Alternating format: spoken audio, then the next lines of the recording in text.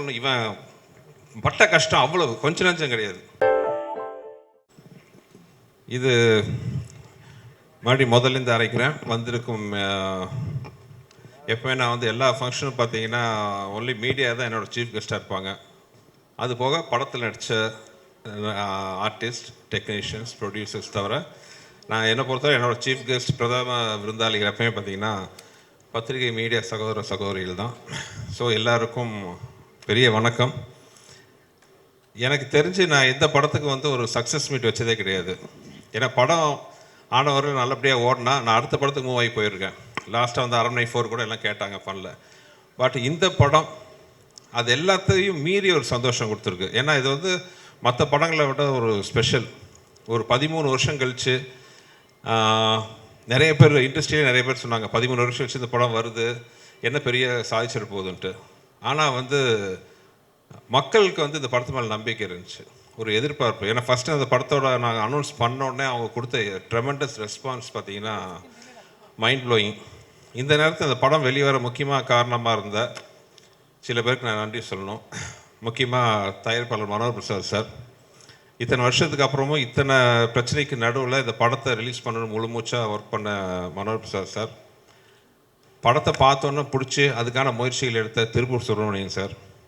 அதுக்கப்புறம் இந்த படத்தை நாங்கள் வெளிக்கொண்டு வரணுன்னா சில விஷயங்கள்ல ரொம்ப முக்கியமான விஷயத்துக்காக எங்கள் மேலே நம்பிக்கை வச்சு நாங்கள் கேட்ட உடனே ஒரு வார்த்தை பேசாமல் ஒரு மிகப்பெரிய ஒரு ஆதரவு கொடுத்த ஏசி சண்முகம் சார், என் தம்பி ஏசிஎஸ் அருண்குமார் அவர்கள், உறுதுணையாக இருந்த திரு மதன் அவர்கள், எல்லாருக்கும் இந்த நேரத்தில் நான் பெரிய ஒரு நன்றி சொல்லிக்கிறேன்.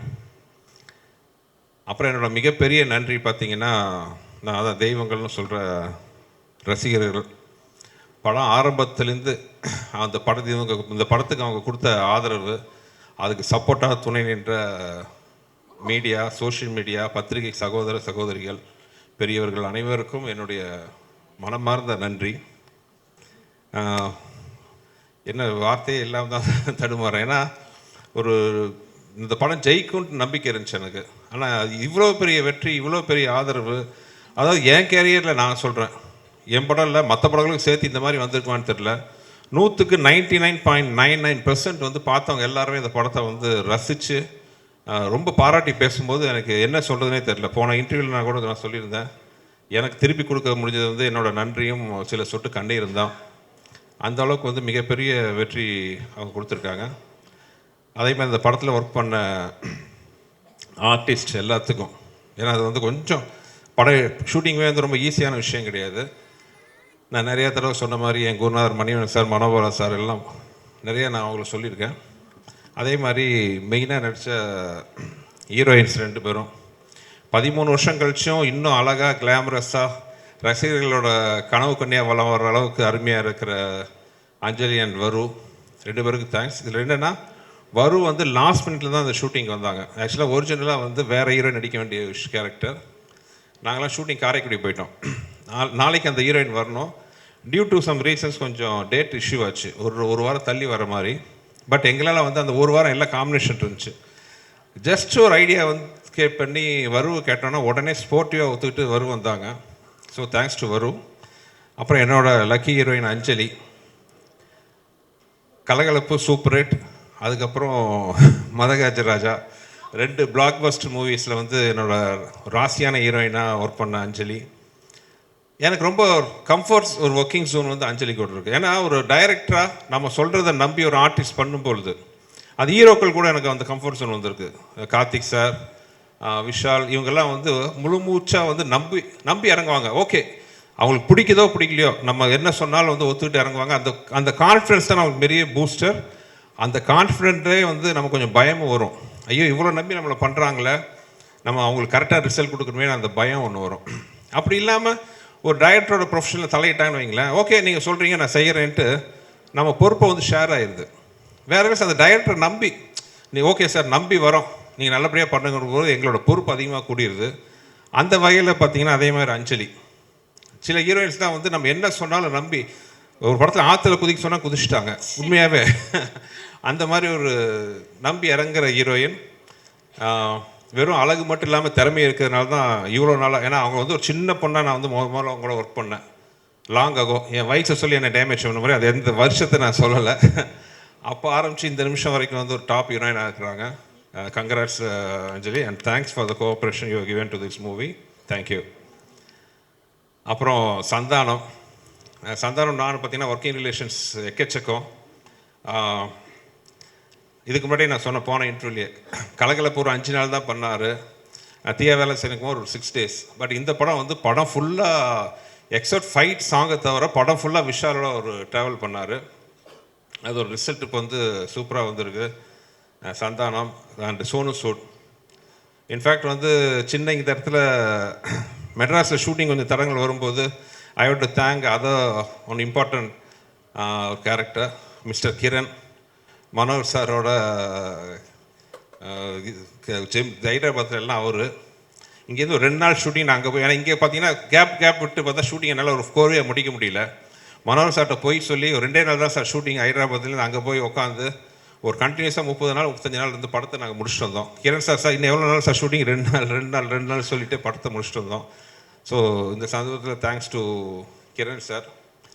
அதுக்கப்புறம் என்னோடய பில்லராக கூட சப்போர்ட் நின்ன வெங்கட், அப்புறம் சூப்பராக பண்ண ரிச்சர்ட், ஸ்ரீகாந்த், அப்புறம் எப்பவுமே என்னோட சுந்தர் சீன் தான் பக்கத்துலேயே தேடலாம், விச்சு, என்னோட ப்ரெஷர் கிஷர் எல்லாத்தையும் தாங்கிக்கிற என்னுடைய நண்பர், ஆர்ட்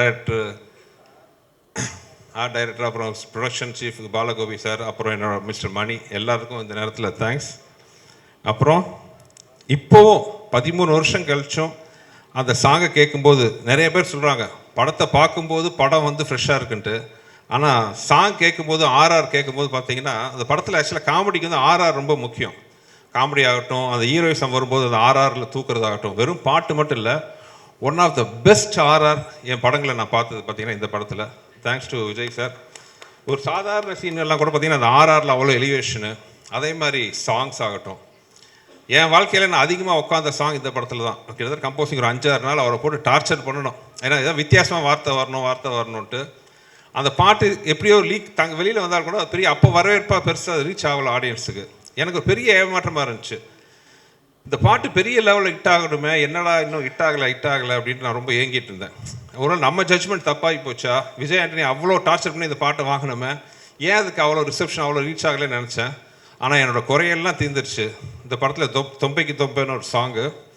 ஆக்சுவலாக அந்த சாங்கெலாம் பார்த்திங்கன்னா சுத்தமான தமிழ் வார்த்தைகள். திரு வானமாமலை அவர்கள் வந்து பழைய நாட்டுப்புற பாடலாம் கோர்த்து ஒரு புக்கு வச்சுருந்தார். அதுலேருந்து எடுத்த வார்த்தைகள் தான் அது அத்தனையுமே. நானும் விஜயும் உட்காந்து கோத்து அது பண்ணணும். கிட்டத்தட்ட என் லைஃப்பில் ஒரு வாரம் நாங்கள் வந்து கம்போசிங் மட்டும் உட்காந்தோம். இப்போ அந்த பாட்டோட வைப்பு பார்க்கும்போது அவ்வளோ சந்தோஷமாக இருக்குது. என்ன ஆர்கஸ்ட்ரேஷன் பண்ணியிருக்கார் விஜய். தேங்க்யூ விஜய். அதே மாதிரி சிக்குபுக்கு ரயில் வண்டி, அந்த சிக்குபுக்கு ரயில் வண்டி வந்த கதையை பார்த்தீங்கன்னா ஒரு வித்தியாசமான கதை. நானும் விஜயும் உட்காந்து பேசிகிட்டு இருக்கோம். பக்கத்து ரூமில் ஒரு இன்ஜினியர் ஏதோ ஒர்க் பண்ணிட்டு இருந்தார். ஒரு சாங் கேட்டுச்சு. என்ன விஜய் நல்லா இருக்கே சாங்? இல்லை சார், வேறு படத்துக்கு போட்டேன், அவங்க வேணான்னு சொல்லிட்டாங்க அப்படின்ட்டு. ஐயோ நல்லா இருக்க, ஒரு தடவை ப்ளே பண்ணி பார்க்கலான்னு ப்ளே பண்ணி பார்த்தா அந்த சாங் சூப்பராக இருந்துச்சு.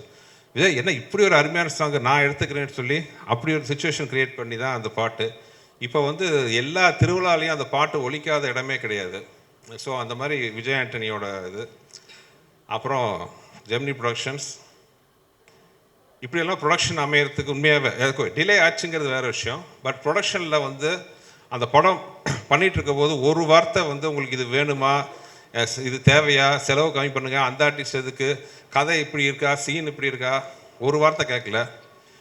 மேன்மக்கள்ங்கிற மாதிரி பார்த்தீங்கன்னா அந்த ப்ரொடக்ஷன் சைடில் வந்து எனக்கு அப்படி ஒரு நான் கேட்டதெல்லாம் ப்ரொவைட் பண்ணாங்க. மிகப்பெரிய ப்ரொடக்ஷன் பேனர். எனக்கு ரொம்ப சந்தோஷம் என்னென்னா, அன்ஃபார்ச்சுனேட்லி சின்ன ஒரு கேப் வந்துச்சு. கேப்புக்கு அப்புறம் தே ஆர் கம்மிங் பேக். இந்த படம் மறுபடியும் ஜெமினி ப்ரொடக்ஷன்ஸோட கொடியை பறக்க வைக்கணும்னு நம்புகிறேன். மனோர் சாருக்கு request, you have to do lot of movies sir, you are coming back. இது கம்மிங் பேக் இல்லை, ஒரு சின்ன நீங்கள் ஒரு கேப் எடுத்துக்கிட்டீங்க, அவ்வளோதான். ஏன்னா உங்களை மாதிரி பெரிய பேனர் வரும்போது எவ்வளவோ டெக்னீஷியன் ஆர்டிஸ்ட் எல்லாம் வந்து ஒர்க்கு ஆப்பர்ச்சுனிட்டி கிடைக்கும், நிறைய நல்ல படங்கள் வரும். சினிமாவை தெரிஞ்சு சினிமாவை ரசித்து சினிமாவை பண்ணக்கூடிய ப்ரொடியூசர்ஸ் ரொம்ப கம்மி. ஸோ இன்னவே நான் விஷால் சார்பாக சொல்லிக்கிறேன், will be so happy. I think Gemini ப்ரொடக்ஷன்ஸோட மறுபடியும் ஒரு என்ட்ரி பெரிய லெவலில் வர்றதுக்கு ஒரு ஸ்டார்டிங் பாயிண்ட்டாக மதகஜராஜா இருக்குன்னு நம்புகிறேன். எல்லாத்துக்கும் அப்புறம் வந்து முக்கியமான ஒரு விஷயம், என் தம்பி இந்த மனுஷன் வந்து பட்ட கஷ்டத்துக்கு வந்து வெளியில் சொல்லாத எவ்வளோ விஷயம் இருக்குது. இவர் வாங்க போனதான் பேசுவோம், ஆனால் உரிமையாக இப்போ சொல்லணும், இவன் பட்ட கஷ்டம் அவ்வளவு கொஞ்சம் நஞ்சம் கிடையாது. யூ ஓன்ட் பிலீவ், எனக்கு ஒரு நாள் வந்து வெளியில் யார்ட்டையும் இது வரைக்கும் சொல்லாத தகவல், இவர் டிரைவர் ஃபோன் பண்ணுறாரு, சார் மயங்கி வந்துட்டார் கார்லன்ட்டு. அவசரமாக போய் பார்த்தா அந்த 6 அடி உருவம் ஒரு காரில் மயங்கி கிடக்குது. அவ்வளோலாம் அது காரணம் எல்லாம் விட்டுருவோம். அந்த மாதிரி பல கஷ்டங்கள்.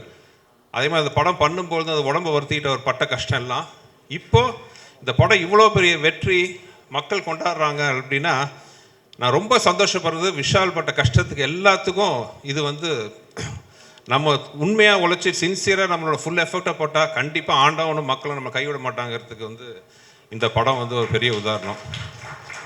இது வந்து மேக்சிமம் இந்த படத்தோட வெற்றியோட சந்தோஷம் விஷாலோட சின்சியாரிட்டிக்கு, விஷாலோட உழைப்புக்குன்னு நான் வந்து சத்தியமாக சொல்லுவேன்.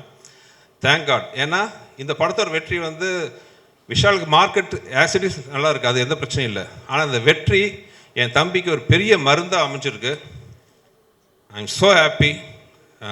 15 நாளைக்கு முன்னாடி நாங்கள் பட்ட வேதனை எங்களுக்கு தான் தெரியும். என்னென்னமோ சொன்னாங்க. ஐநோ இல்லை விஷாலோட இதுக்கு வந்து 2 நாள் கம் பேக் அகைன்ட்டு. அதே மாதிரி வந்து இன்றைக்கி வந்து நிற்கும் போது அவ்வளோ சந்தோஷமாக இருக்குது. மதகஜராஜோட வெற்றியோட சந்தோஷம் எல்லாம் என் தம்பிக்கு போய் சேரணும்னு ஆசைப்பட்றேன். அண்டு எல்லாத்தோட முக்கியமாக என் தெய்வங்களாகிய ரசிகர்கள், மக்கள் மிகப்பெரிய நன்றி. கூட்டமாக படத்தை பார்த்து நான் பார்த்து அந்த தேட்டர்லேருந்து பார்க்கும்போது அவ்வளோ கூட்டம் கீழே உட்காந்துருக்கும்போது நாங்கள்லாம் உங்களுக்கு கைமாறு பண்ணோன்ட்டு தோணும். அவங்க எங்களை நாங்கள் சோறு ஒவ்வொரு சோறும் வந்து அவங்க போட்ட என்ன சொல்லலாம், எங்கள் உழைப்புக்கு போட்ட கருணைன்னே சொல்லலாம், அப்படி வச்சுக்கலாம் அந்த மாதிரி. ஸோ இந்த தருணத்தில் எல்லாருக்கும் ரொம்ப நன்றி சொல்கிறேன். யாராச்சும் விட்டு போயிருந்தால் மன்னிச்சுக்கோங்க.